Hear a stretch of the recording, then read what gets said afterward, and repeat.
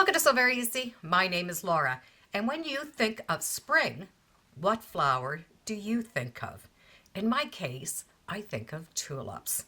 And I have found a tulip quilt, and it is a free pattern from Bellartex that we're able to do lots of fun fabrics and make lots of tulips. And the tulips are a lot of fun to make. And this tulip quilt is an explosion of color. There are 16 different fabrics that are going to make up these tulips. The fabric is from Bellartex, and it is Tiny Secrets by Pat Sloan. So we have the fabrics for the tulips, and then we have these beautiful greens for the stems. A nice crisp white background, and I'm going to have that red for my backing.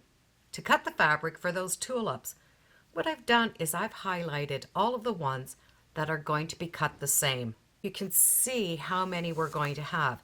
There are a few that have additional cuts, but what I'm going to do is put all of those fabrics aside, cut them all the same, lay them out, and then go back and cut the rest.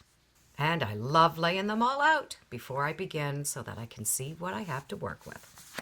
So I have all of my pieces cut out, but I did match up my strips as how those tulips are going to go together. So when we look at the diagram, it does tell us what strips to match up together to make those tulips. I've just done them in advance. The white squares will all need a line from corner to corner. These are all going to be stitch and flip blocks. But I'm going to start here with those tulips. And what we need to do is match up those pieces that we want to sew together. So we have 6 of one color, 6 of the other. So the one pile of 6, the line is going to get stitched in this direction. This line is going to get stitched in this direction. And that is going to give us those 2 points. And these are going to be sewn together.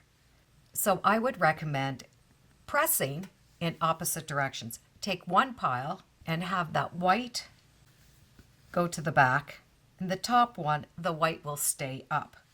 And that is going to nestle those seams. So as we sew them together, we are going to be able to get nice sharp points. As we are sewing these together, we do want that white to come into the center.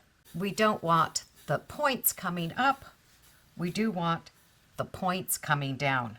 From here, the directions do have us do 2.5-inch squares along the bottom. But I'm going to sew mine together first. And that way I can make sure that I keep those directions. So I want a center point for my tulip and 2 coming out.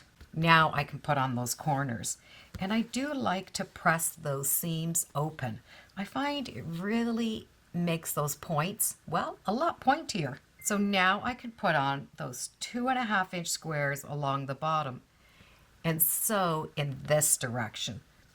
So as I'm flipping them, it's going to give me that tulip shape. You can do it with these separately. You will just need to make note that you are going to do one on one side and one on the other, and then sew them together. I'm just going to sew all of mine together first and do that stitch and flip after. We will then have 24 of these units, and we're going to be able to work on the stem blocks. To make that leaf and stem block, what we're going to need is that long, thin piece, and this is going to be the stem. The leaves are the larger 3 inches by 6.5 inches, and we're going to do a stitch and flip method on those leaves. We're going to have one line coming up. The second block is also going to go in that same corner. But on this side, we're going to have that line going in this direction and in this direction. So when we look at them this way, we have the lines coming up to the outside away from that center.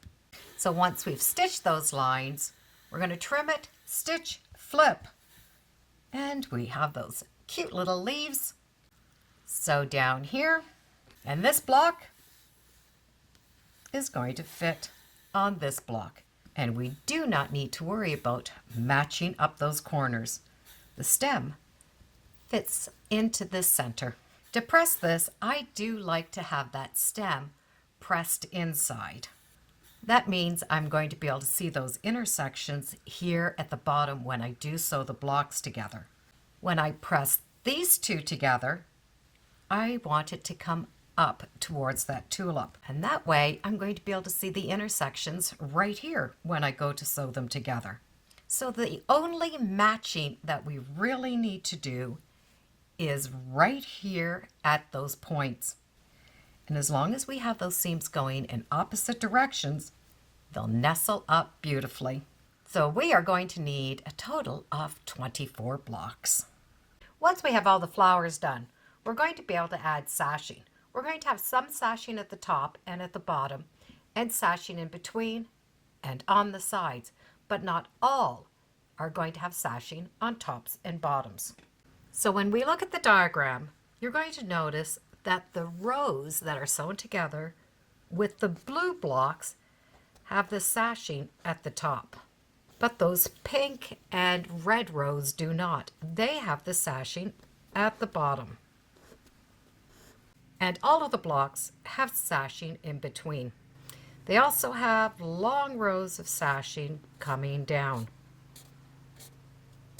So we just have to keep note that there's some of those on the top and some on the bottom. And by doing that, what it has done, it has created those rows so that we have one row down and one row up. As we stitch the sashing on, I would recommend stitching so that you can see the flower or the stems facing up. That way we can get into those intersections on this area, also up at the top.